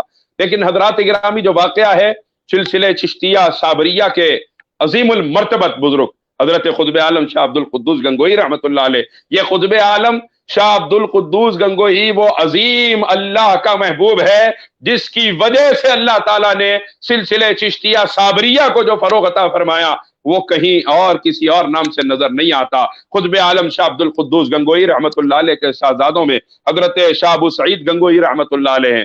آپ کو خیال آیا کہ قطب عالم کی زندگی میں دنیا آتی تھی اور ان سے فیضان پا کے جاتی تھی، لیکن میں اپنے بڑوں کی زندگی میں کچھ حاصل نہ کر سکا، میں شکار میں مصروف رہا، میں دیگر کاروبار میں مصروف رہا. خیال آیا کہ اب ان کے جو امین ہیں امانتوں کے ان کے پاس جاؤں. تو حضرت خواجہ نظام الدین بلخی رحمت اللہ علیہ جو قطب عالم شاہ عبد القدوس گنگوئی رحمت اللہ علیہ کے خلیفہ بھی ہیں، ان کے پاس جانے کا ارادہ کیا. اطلاع کروائی کہ ہم آ رہے ہیں. جب نکلے ہیں تو وہاں اطلاع ہوئی تو شیخ کے خانوادے کا چراغ آ رہا ہے. خواجہ نظام الدین بلخی باہر نکل کے آئے، اپنے علاقے بلخ سے باہر آ کے استقبال کیا. ان کے اونٹ کی گھوڑے کی رسی پکڑ کے ساتھ لے کے چلے، یہاں تک کہ خانقاہ میں اونچے مقام پہ بٹھایا، خود نیچے بیٹھ گئے. اور یہی بہت زیادہ اچھے انداز میں ان کی تمام جو ہے مہمان نوازی ہو رہی تھی کہ اچانک ان کی زبان سے نکلا کہ ان سب چیزوں کی کیا ضرورت تھی، میں تو یہاں پہ اپنے بزرگوں کی امانتیں لینے کے لیے آیا ہوں، میں تو یہاں کچھ بننے کے لیے آیا ہوں، اپنے نفس کو ختم کرنے کے لیے آیا ہوں. بس اتنا زبان سے نکلنا تھا. اس کے بعد کی کیفیات یہ ہے کہ جس کی مہمان نوازی ہو رہی تھی، جس کا یہ اعزاز ہو رہا تھا، اس کے ساتھ یہ ہو رہا ہے کہ بچا ہوا کھانا، بچی ہوئی روٹیاں روزانہ دی جا رہی ہے. ایک دن گزرا، 2 دن گزرے، 4-5 سال اسی حال میں گزر گئے اور اس شہزادے نے ایک لفظ بھی نہیں کہا، کیونکہ وہ آئے ہی اس لیے تھے کہ انہیں اپنے نفس کی اصلاح کرنی تھی. آج کا معاملہ یہ نہیں ہے. آج کا معاملہ ایسا ہے کہ اگر ہمارے پاس کچھ نہیں ہے تب بھی اگر پیر کی بارگاہ سے 1 سے 4-5 کام بتا دیے جائیں، وہ ہماری اصلاح کی خاطر ہی ہو، پورا مہینہ مرید غائب ہو جاتا، زیادہ ہوا تو سال غائب ہو جاتا، اور زیادہ ہوا تو زندگی بھر صورت نہیں دکھاتا. تھوڑے دن کے بعد دیکھے تو بولے کسی اور حضرت کے ساتھ ہوں، وہاں پہ عملیات اچھے چل رہے تھے، لہذا انہوں اچھے تعویذاں دیے، کاروبار چل رہا، میں وہیں ہوں. تو مسئلہ یہ ہے کہ آج ہم اصلاح نفس کی غرض سے بیعت کرنا چھوڑ چکے ہیں، جبکہ بیعت کا مقصد اصلاح نفس ہے. اللہ سلامت رکھے مولانا مہتاب چشتی صاحب کو کہ انہوں نے جو عنوان رکھا ہے یہ مقصد بیعت ہے، یہ خانقاہوں کی تعلیمات کا مغز ہے، نفس کی اصلاح. اب 4-5 برس گزر گئے. 4-5 برس کے بعد میں حضرت خواجہ نظام الدین بلخی نے جو عورت بھنگن روزانہ گندگی اٹھا کے لے جایا کرتی تھی، اس عورت سے کہا کہ ایک کام کرو، جب تم اس نوجوان کے قریب سے گزرو، ابو سعید کے قریب سے، تو تھوڑا سا ان کے اوپر گرا دینا۔ وہ کیا جواب دیں گے مجھے آ کے بتانا۔ اب وہ عورت گئی اور گرا دیا، تھوڑا سا گندگی آپ کے اوپر گری تھی، اٹھے اور کہنے لگے اگر گنگو ہوتا تو تجھے لوہے کے چنے چبوا دیتا، یہ تو شیخ کی خانقاہ ہے اس لیے خاموش ہو رہا ہوں۔ اس نے آ کے سنایا کہ یوں کہا، ارشاد فرمایا ابھی بھی نفس جیسا تھا ہے باقی، ابھی مرا نہیں ہے، لہذا اور ضرورت ہے۔ اور کچھ وقت گزرا، کچھ سالوں کے بعد میں کہا اب لے جا کے تھوڑا نہیں گرانا ہے، پورا کا پورا گرا دینا ہے۔ وہ عورت گئی اور پورا کا پورا گرا دیا۔ جیسے ہی وہ گرا، اب بجائے اس کے کہ جلال میں آتے، کہنے لگے میری بہن کہیں تجھے چوٹ تو نہیں لگی، اور وہ گندگی اپنے ہاتھوں سے اٹھا کے اس کے ٹوکرے کے اندر رکھنے لگے۔ اب آنے کے بعد جب اس نے کہا کہ میرے ساتھ اب یہ معاملہ ہوا، تو ارشاد فرمایا ہاں اب نفس کی تربیت ہو رہی ہے، اب نفس مرنے کے قریب آیا ہے۔ یہ تزکیہ و اصلاح نفس یہ ایسا عمل ہے، اس سے کوئی بھی مستثنا نہیں ہے۔ قد افلح من تزکا، قد افلح من تزکا، اللہ فرماتا ہے جس نے تزکیہ کر لیا وہی کامیاب ہے۔ کامیابی اگر بندہ چاہتا ہے تو اپنا تزکیہ ضروری ہے، اپنے نفس کی اصلاح ضروری ہے، اور اس سے کوئی بھی مستثنا نہیں ہے، چاہے کسی گھر کا ہو، کسی خاندان کا ہو، کسی شہر کا ہو، کسی ملک کا ہو، چاہے سر پہ 4 سینگ لگانے والا ہو، کوئی ہو، تزکیہ و اصلاح نفس سے کوئی بھی مستثنا نہیں ہے۔ یہ وہی اصلاح نفس ہے، یہ وہی تزکیہ ہے جس کے لیے سرکار غوث اعظم نے 25 سال جنگلوں میں گزارے ہیں۔ یہ وہی اصلاح نفس ہے، وہی تزکیہ ہے جس کے لیے سرکار غریب نواز نے 20 سال اپنے پیر کی خدمت فرمائی ہے۔ یہ وہی تزکیہ، وہی اصلاح نفس ہے جس کے لیے سرکار بندہ نواز نے سرکار بندگی مخدوم نصیر الدین محمود چراغ دہلوی رحمت اللہ علیہ کی خانقاہ میں برسوں گزارے ہیں۔ حضرات یہ وہی تزکیہ، وہی اصلاح نفس ہے جس کے لیے بزرگوں نے اپنی زندگیوں کو قربان کیا ہے۔ یہ وہی اصلاح نفس ہے کہ جب یہ ہو جاتی ہے تو بندے کا دل عرش الہی ہو جاتا ہے، بندے کا دل میں اللہ سما جاتا ہے۔ جب تک نفس کی مکاریاں، اس کا مکر و فریب باقی رہے، اللہ کی محبت کی حقیقت کسی کو حاصل نہیں ہو سکتی۔ اور جب نفس ختم ہو جاتا ہے، جب نفس کی مکر و فریب سے بندہ اپنے آپ کو بچاتا ہے، تو اللہ تعالیٰ اپنی محبت آہستہ آہستہ بندے کے سینے میں اتارنا شروع کر دیتے ہیں۔ اب یہاں حضرت شاہ ابو سعید گنگوئی کے اس واقعے سے میں یہ عرض کرنا چاہتا ہوں کہ پہلی مرتبہ جب اس نے گندگی کو آپ کے اوپر گرایا تھا، جلال میں آ کے فرمایا اگر گنگو ہوتا تو میں تجھے لوہے کے چنے چبا دیتا۔ شیخ کی خانقاہ اس لیے خاموش بیٹھا ہوں، شیخ نے کیا کہا؟ ابھی نفس کی تربیت نہیں ہوئی، ابھی نفس کی اصلاح نہیں ہوئی، لیکن جب دوسری مرتبہ سارا گرا دیا، اسے کہا بہن تجھے چوٹ تو نہیں لگی، اور گندگی اٹھا کے اپنے ہاتھوں سے جب تمام اس کے ساتھ صاف کرنے لگے، پتا کیا چلا؟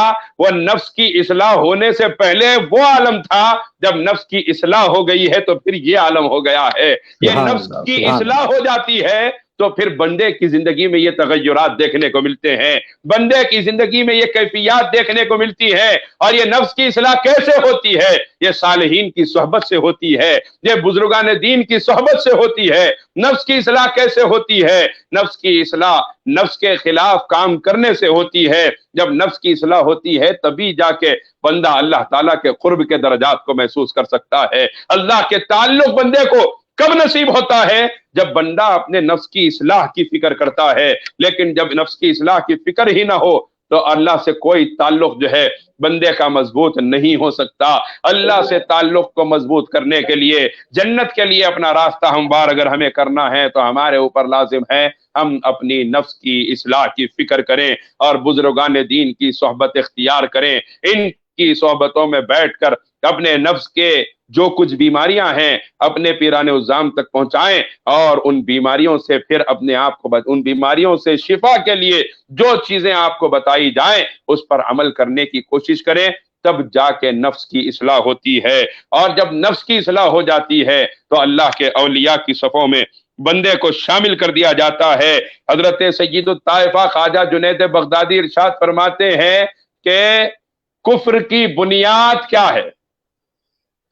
سرکار جنید بغدادی نے ارشاد فرمایا کفر کی بنیاد ہی یہ ہے کہ بندہ اپنے نفس کی تابعداری کرے۔ نفس کی تابعداری سے کفر کی بنیاد پڑتی ہے، یعنی اللہ تعالیٰ کی ناشکری، اللہ تعالیٰ سے دور ہونا اور اللہ تعالیٰ کی بارگاہ سے بغاوت کا جو کچھ بندے کے اندر کیفیت پیدا ہوتی ہے وہ نفس کی وجہ سے ہوتی ہے۔ اور حضرت ذوالنون مصری فرماتے ہیں کہ بندے کے لیے سب سے بھیانک جو حجاب ہے، اللہ اور بندے کے درمیان میں جو سب سے بڑا پردہ ہے وہ اس کے نفس کی غلامی ہے۔ جب نفس کی اصلاح ہو جاتی ہے یہ پردہ ہٹ جاتا ہے اور اللہ تعالیٰ اپنا کرم، اپنی معیت، اپنا قرب، اپنا تعلق اپنے بندے کو عطا فرما دیتے ہیں، تب جا کے بندہ اللہ کے محبوبوں میں شامل ہو جاتا ہے۔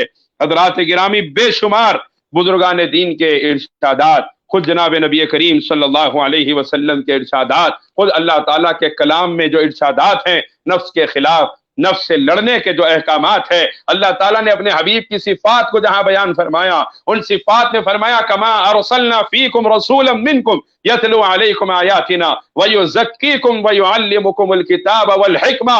اللہ تعالیٰ نے اپنے حبیب کی صفات کو بیان فرمایا، اسی طرح ہم نے تم میں سے اپنے رسول کو بھیجا۔ وہ رسول کیا کرتے ہیں؟ یتلو علیکم آیاتنا، تمہارے سامنے ہمارا قرآن پڑھ کے سناتے ہیں۔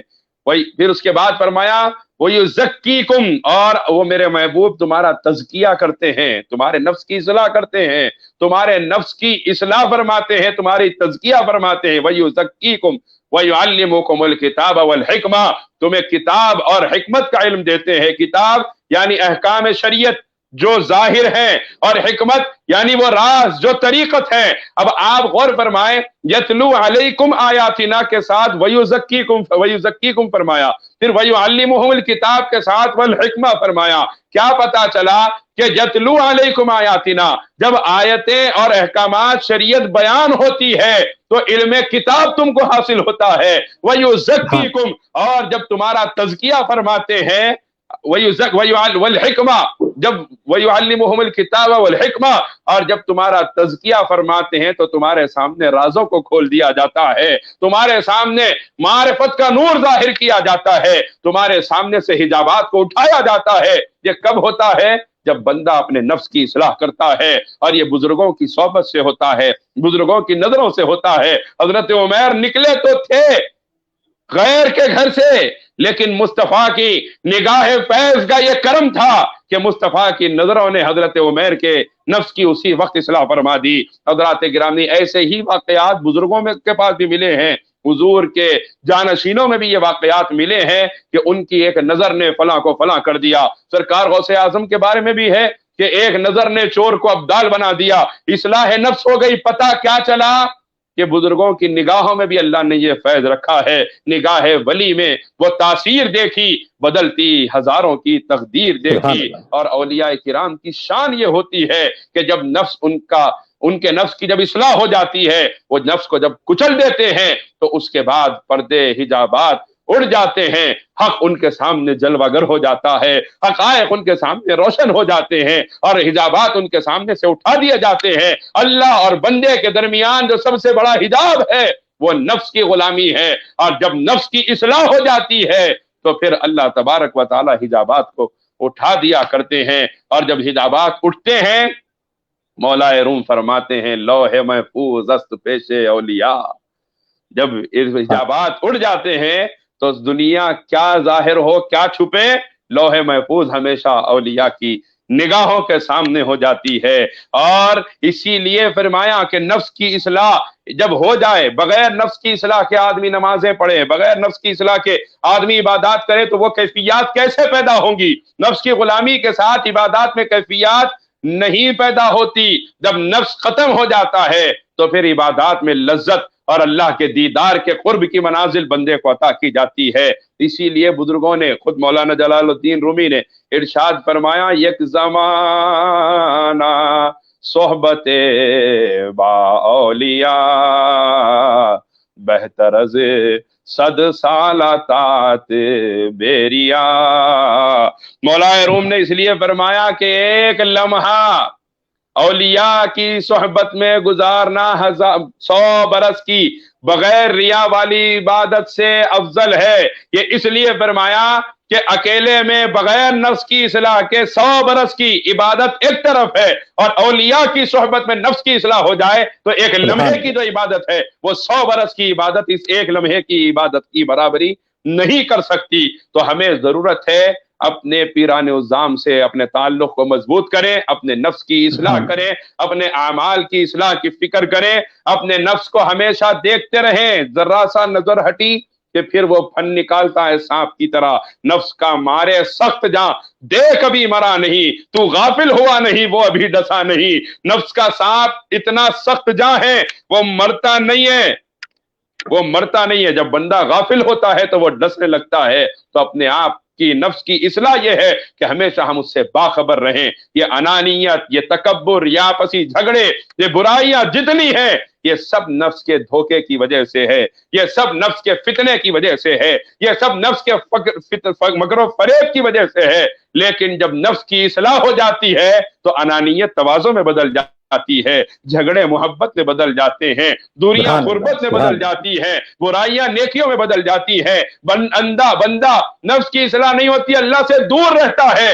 نفس کی اصلاح ہو جاتی ہے تو بندے کو قرب الہی کی منزلیں نصیب ہو جاتی ہے۔ جب بندے کی نفس کی اصلاح ہو جاتی ہے تو وہ حقیقت میں تاجدار کائنات کا حقیقی غلام ہو جاتا ہے، بلکہ نائبین محمد مصطفیٰ میں شامل ہو جاتا ہے۔ جب نفس کی اصلاح نہیں ہوتی، ہر برائی ظاہر ہوتی ہے۔ جب نفس کی اصلاح ہو جاتی ہے، بندہ صفات مصطفی کا مظہر ہو جاتا ہے، بندہ برائیوں سے محفوظ ہو جاتا ہے، اور اس کی وجہ سے اللہ تعالی ہزاروں کی برائیوں سے حفاظت کا سامان فرماتا ہے۔ اللہ تعالیٰ سے دعا ہے اللہ تعالی ہم تمام کو اس نفس کے مکر و فریب سے محفوظ فرما، اپنے کرم سے، اپنے حبیب کے صدقے اس مکر و فریب سے نفس کے ہم تمام کی حفاظت فرما، اور ہم تمام کو اپنے نفس کے مقابلے میں ہمیشہ ڈٹے رہنے کی توفیق عطا فرما، نفس کی غلامی سے ہماری حفاظت فرما۔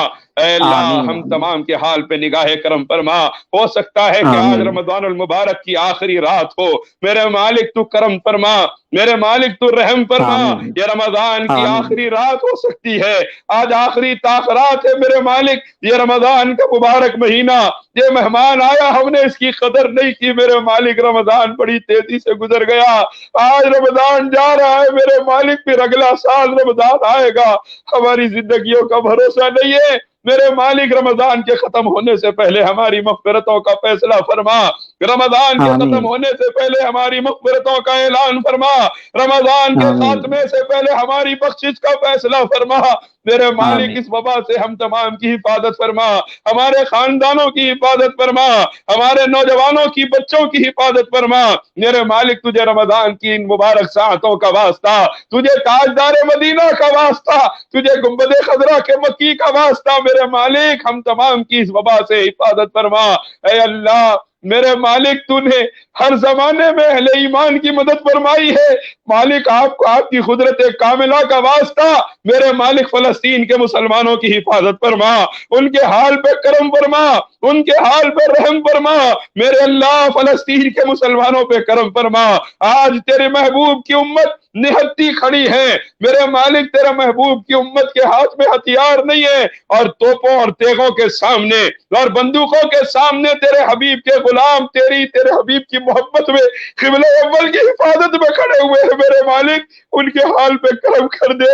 وہ کلمہ پاک پڑھتے ہوئے اپنی جانوں کے نذرانے دے رہے ہیں، ان کی قربانیوں کو قبول فرما، ان کی عزت و آبرو کی حفاظت فرما، وہاں کے معصوم بچوں کی حفاظت فرما، ان کے ضعیفوں کی حفاظت فرما میرے اللہ۔ فلسطین کے مسلمانوں پہ کرم کر دے، فلسطین کے مسلمانوں پہ رحم کر دے اے اللہ۔ دشمنان اسلام کے خلاف اہل اسلام کو عزت و سربلندی عطا فرما اے اللہ، دشمنان اسلام کے خلاف ہماری مدد فرما میرے مالک۔ اسی طرح 313 نہتے صحابہ بغیر کسی ہتھیار کے بدر کے میدان میں کھڑے تھے، ان کی مدد کے لیے میرے مالک آپ نے فرشتوں کے لشکروں کو اتارا تھا۔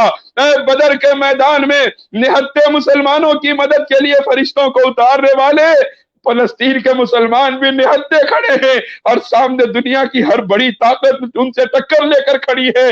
میرے مالک اے اللہ، تو نے جس طرح بدر کے میدان میں فرشتوں کو اتارا تھا، میرے مالک تجھے تیری شان رحیمی اور کریمی کا واسطہ فلسطین کے مسلمانوں کے لیے بھی فرشتوں کے لشکروں کو اتار دے، فلسطین کے مسلمانوں کے لیے بھی فرشتوں کے لشکروں کو اتار دے۔ اے اللہ ان کی مدد فرما، ان کی عزت و آبرو کی حفاظت فرما، ان کی جان و مال کی حفاظت فرما، ان کے ایمانی جذبات کی حفاظت فرما، قبلہ اول کی حفاظت فرما، اے اللہ بیت المقدس کی حفاظت فرما، مسجد اقصی کی حفاظت فرما، اے اللہ وہاں کے تبرکات و آثار کی حفاظت فرما۔ مالک تو ظالموں کے خلاف ہمارے مددگار ہو جا، تو ہمارا محافظ بن جا ان ظالموں کے خلاف۔ اے اللہ فلسطین کے مسلمانوں کو طاقت دے دے، مالک کیسے ان ظالموں کے سامنے تیرے حبیب کی امت کے نہتے مسلمان تیری محبت میں اپنی جان ہتھیلی پہ لے کے کھڑے ہیں، مالک ان کے جذبات ایمانی کا واسطہ ہے، تو کرم فرما دے، تو رحم فرما دے، تو لاج رکھ لے، تیرے حبیب کی امت کی لاج رکھ لے۔ ہر زمانے میں تو نے اس امت کی مدد فرمائی، آج بھی مدد فرما۔ اے اللہ یہودیت و نصرانیت کو جو وہاں طاقت کے بلبوتے پہ ظلم کر رہی ہے ذلیل و خوار کر دے، اسلام کے بول بالا فرما، اسلام کے دشمنوں کو نیست و نابود کر دے، وہاں کے مرد و خواتین بچے ضعیف سب کی جانوں کی حفاظت فرما، فلسطین کے مسلمانوں کے حال پہ رحم فرما۔ آمین یا الہی ای دعا ازمن گردت قبول از طفیل پنجتن بحر غوث اعظم و خواجہ خواجگان زمن از طفیل بندہ نواز سلطان و خواجہ دکن لی خمسۃ اطفی بہا حر الوباء الحاطمہ المصطفى والمرتضى وابناهما والفاطمہ بفضل سبحان ربک رب العزة عما یصفون وسلام علی المرسلین والحمد للہ رب العالمین۔ آمین آمین بجاہ سید المرسلین والحمد للہ رب العالمین۔ الحمدللہ شہزادہ بندہ نواز وارث گیسو دراز حضرت علامہ مولانا حافظ و قاری سید شاہ کلیم اللہ محمد الحسینی چشتی القادری بندہ نوازی صاحب قبلہ، المعروف کاشف پاشا صاحب قبلہ سجادہ نشین، حضرت قطب الارشاد ویچرانی شریف جو ہے بڑے ہی پیارے انداز میں خطاب بھی فرمائی۔ حضرت نے مسلمانان فلسطین کے لیے، جبکہ آج ہر طرف جو ہے ان کے لیے دعائیں کی جا رہی ہیں اور وہ ڈٹے ہوئے ہیں قبلہ اول کی حفاظت کے لیے، آج ہمارا ہر ایک کا فریضہ بنتا ہے کہ ہم اللہ کے حضور ان کے لیے خصوصی طور پر دعائیں کریں۔ مظالم آپ دیکھ رہے ہیں، حالات آپ دیکھ رہے ہیں، تمامی حضرات جو ہے اس رمضان کے مبارک لمحات میں جو ہے خصوصیت کے ساتھ ان کے لیے جو ہے دعا کریں اور ان کی کامیابی و کامرانی کے لیے دعا کریں۔ اللہ امام عادل کے ذریعے ان کی مدد فرمائے اور جو ہے تمامی حضرات جو ہے آج کی رات کو غنیمت جانے۔ آج آخری تاخرات حضرت نے فرمایا ہو سکتا ہے رمضان شریف کی بھی آخری تاخرات ہو، اور ماہ رمضان شریف کے اختتام پر عید الفطر کے موقع پر بھی انشاءاللہ تعالی اگر حضرت جو ہے رہیں گے تو جو ہے حضرت کے ساتھ ہمارا پروگرام رہے گا پیغام عید کے سلسلے میں، عید فطر کا پیغام کیا ہے اور اس کے بعد ہمیں اپنی زندگی میں کیسے گزارنی ہے ایام کو عید کے بعد، اور جو حالات جیسے چل رہے ہیں، اور ایک دو باتیں حضرت سے اس متعلق بھی کہ جو ہے عید الفطر آ رہی ہے، اس موقع پر جو ہے جیسے کہ حالات جانتے ہیں آپ، ہمارے پاس اب تلنگانہ میں بھی کل سے جو ہے لاک ڈاؤن کا جو ہے سلسلہ جو ہے شروع ہو رہا ہے، تو ایسے میں فطرے کے ذریعے زکوٰۃ کے ذریعے جو ہمارے پاس آج رواج چلا ہوا ہے کہ غریبوں کی محتاجوں کی مدد بھی کرتے ہیں، تو 4 کلو کا پیکٹ ہوتا ہے تو 10 آدمی ہاتھ لگا کر دیتے ہیں، ان کی تصاویر کھینچی جاتی ہے، میڈیا پر ڈالا جا رہا ہے۔ اس بارے میں بھی جو ہے چند تھوڑی رہنمائی ہماری کریں کہ ہم کس طرح خیرات کریں، ہم صدقات کس طرح دیں اور کس طرح لوگوں کی امداد کریں، اور یہ عید فطر کے موقع پہ عید کا پیغام کیا ہے؟ کیا صرف ہم نئے کپڑے پہنا کر خوشیاں منا لیں، صرف عیدگاہ کو جائیں اور خوش ہو جائیں؟ کیا غریبوں، محتاجوں، تنگدستوں کے لیے جو حقوق رکھے گئے ہیں اس کے متعلق بھی جو ہے حضرت جو ہے تھوڑی رہنمائی جو ہے فرما دے کہ عید الفطر سے پہلے جو ہے، تاکہ ہم جو ہے صحیح طور پر جو ہے عید کی خوشیاں جو ہے دوسروں تک بھی پہنچائیں۔ جی واقعی بہت اہم سوال ہے اور بہت ضرورت بھی ہے اس وقت اس عنوان پر کچھ گفتگو ہونے کی۔ میں بالکل 1-2 منٹ آپ حضرات کے لوں گا کہ جہاں تک معاملہ لاک ڈاؤن کے حوالے سے اس وقت ہے عید الفطر کے معاملے میں، اور نمازیں بھی جو عیدگاہوں میں اس سال نہیں ہوگی اور جو مساجد میں بھی ہوگی تو سوشل ڈسٹینسنگ کا خیال رکھتے ہوئے نمازیں پڑھے، تاکہ ہم جانتے ہیں کہ اس وقت جو نیشنل میڈیا ہے جو اس وقت بہت مسلمانوں کے خلاف ہر وقت زہر اگل رہا ہے، ان کو مزید موقع نہ ملے ہمارے کسی کام کی وجہ سے اسلام اور تعلیمات اسلام کے خلاف بولنے کا، کسی کو موقع نہ ملے تو ہمیں کوشش اس بات کی کرنی ہے کہ ہم سوشل ڈسٹینسنگ کے ساتھ اور اپنے عید کے تمام معاملات کو انجام دیں گے، لیکن پورا خیال رکھتے ہوئے کہ حکومتوں کی جانب سے اس وقت کیا کہا جا رہا ہے، تاکہ جو لوگ اسلام اور اہل اسلام کو بدنام کرنا چاہتے ہیں ان کو بدنام کرنے کا موقع نہ ملے۔ دوسری ایک بات یہ ہے کہ عید کے معاملے میں عید کیوں دی گئی ہے، عید کا مقصد کیا ہے، عید کا مطلب کیا ہے؟ عید خوشی کا دن ہے، اور یہ دن ہمیں کیوں دیا گیا ہے؟ حضرات، ہم نے ایک مہینہ اللہ تعالیٰ کی فرما برداری کی تو اللہ تبارک و تعالیٰ نے ہمیں عید کے طور پر خوشی کا دن عطا فرمایا۔ اسی طرح جب بندہ پوری زندگی اللہ تعالیٰ کی فرما برداری کرے گا تو اللہ تعالیٰ ایک عید کا دن عطا فرمائیں گے، اور وہ اس کی موت کا دن ہوگا، اور وہ عید اتنی بڑی عید ہوگی کہ یہاں دم نکل رہا ہوگا، زباں پہ لا الہ الا اللہ ہوگا، اور آنکھوں کے سامنے محمد مصطفیٰ صلی اللہ علیہ وسلم کا رخ زیبا ہوگا۔ اللہم صلی علی محمد یہ سب سے بڑی عید ہے، سب سے بڑی عید ہے۔ تو بندہ جب ایک مہینہ اللہ کی مان کے گزارے تو اللہ تعالیٰ ایک مہینہ ماننے پر ایک دن عید عطا فرماتا ہے۔ پوری زندگی جب مان کے گزارے گا تو موت کے دن کو اللہ عید کا دن بنا دے گا، جیسے آقا نے فرمایا الموت جسر یوصل الحبیب الی الحبیب، موت ایک پل ہے جو ایک دوست کو دوسرے دوست سے ملا دیتی ہے۔ تو ہمیں جس طرح رمضان ہم نے گزارا ہے، عید کے بعد کی زندگی بھی اسی طرح گزارنی ہے، تاکہ موت کا دن ہمارا عید کا دن بنا دیا جائے۔ اور عید کا معاملہ ایسا ہے کہ جب بندہ عید کے دن نماز پڑھ کے واپس ہو رہا ہوتا ہے، میرے آقا صلی اللہ علیہ وسلم نے ارشاد فرمایا کہ رب کریم ارشاد فرماتے ہیں فرشتوں کے سامنے، میرے ملائکہ دیکھو میرے بندوں نے پورا مہینہ میری مان کے گزاری ہے، یہ سجدے کرتے رہے، روزے رکھتے رہے، تراویح پڑھتے رہے، میری ایمان کے پورا مہینہ انہوں نے گزاری ہے، اور آج عید کا دن ہے تو عید کے دن بھی میری بارگاہ کی طرف آئے ہیں۔ میری عزت کی قسم، میری بلند شان کی قسم، میرے جاہ و جلال کی قسم، میں اعلان کر رہا ہوں کہ یہ عیدگاہ سے اپنے گھر کو اس حال میں واپس ہوں گے کہ میں ان کے گھروں کو پہنچنے سے پہلے سب کی مغفرت کا اعلان کر دوں گا۔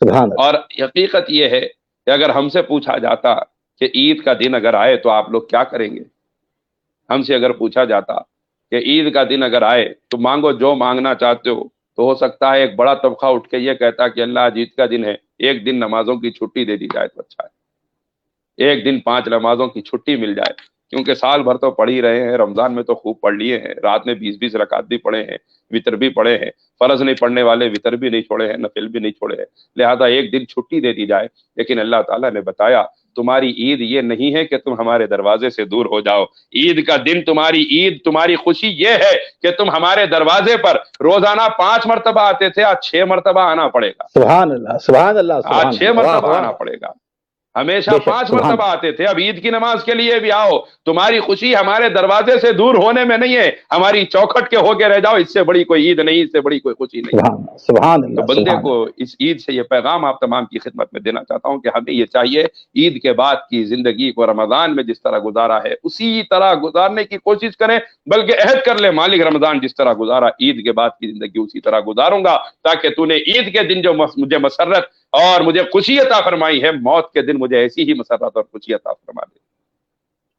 اللہ تعالیٰ سے دعا ہے کہ اللہ تعالیٰ ہم تمام کی ٹوٹی پھوٹی جو بھی کوتاہیوں سے بھری عبادتیں ہم نے پیش کی ہے، اللہ اپنے کرم سے اپنے حبیب صلی اللہ علیہ وسلم کے نالے اقدس کے صدقے ان تمام عبادات کو شرف قبولیت سے سرفراز فرمائے۔ آمین آمین آمین۔ بہت بہت شکریہ، جزاک اللہ۔ حضرت نے جو ہے اپنے گناہوں مصروفیات کے باوجود بھی جو ہے ہمیں وقت عنایت فرمایا، اور ہماری رہبری اور رہنمائی کے لیے بڑی ہی پیاری باتیں حضرت نے اصلاح نفس کے حوالے سے کہی۔ اصلاح نفس سے پہلے جو ہے نفس کی کیا کیفیت ہوتی ہے، اصلاح کے بعد نفس کا حال کیا ہوتا ہے، اور صوفیاء اکرام کی اہمیت کیا ہے۔ بزرگان دین کی خانقاہوں سے لگے رہنے سے ہی یقیناً ہماری نفس کی اصلاح ہوگی۔ اور آج دنیا ہمیں اس خانقاہوں سے دور کرنے کی بات کرتی ہے، آستانوں سے دور کرنے کی بات کرتی ہے، تو گویا وہ ہمیں اب اصلاح نفس سے روکتی ہے۔ تو ایسے ماحول میں ہمیں ضرورت ہے ہم اپنے بزرگان دین سے وابستہ رہیں، اور ان کی مجالس میں حاضری کا شرف حاصل کریں، اور ان کی فیوز و برکات سے مستفید ہوں۔ بڑے ہی پیارے انداز میں نبی رائے بندہ نواز وارث گیسو دراز نے ہماری رہبری اور رہنمائی فرمائی۔ انشاءاللہ تعالی عید کے موقع پر بھی ہم حضرت سے وقت لے کر جو ہے دوبارہ آپ تمام کی خدمت میں حاضر ہوں گے، اور آپ اسی فیس بک پیج کے ذریعے حضرت کی خدمت میں عید کی مبارکبادیاں بھی پیش کریں گے اور حضرت کی دعائیں بھی حاصل کریں گے، اور انشاءاللہ تعالی ہماری جو عید کے رنگ ہوں گے یہ سادات کے سنگ ہوں گے، اہل سلسلہ کے سنگ ہوں گے، ہمارے بزرگوں کے سنگ ہوں گے انشاءاللہ تعالی۔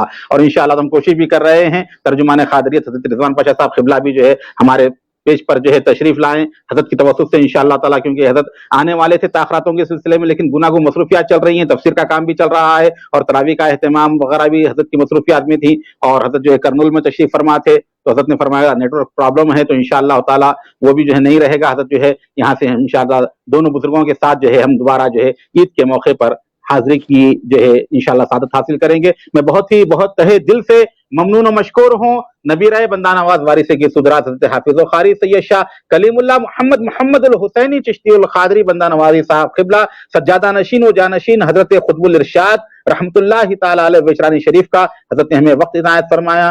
حضرت کی خاص دعاؤں کے ساتھ ہی ہم رخصت ہوتے ہیں، یار زندہ صحبت باقی، وصلی اللہ تعالی علی خیر خلقی محمد وعلی آلہ وصحبہ اجمعین۔ الہی تابوت خورشید و ماہی، چراغ چشتیاں را روشنائی، اگر گیتی سراسر باد گیرت، چراغ چشتیاں ہرگز نہ میرت۔ والسلام علیکم ورحمۃ اللہ وبرکاتہ۔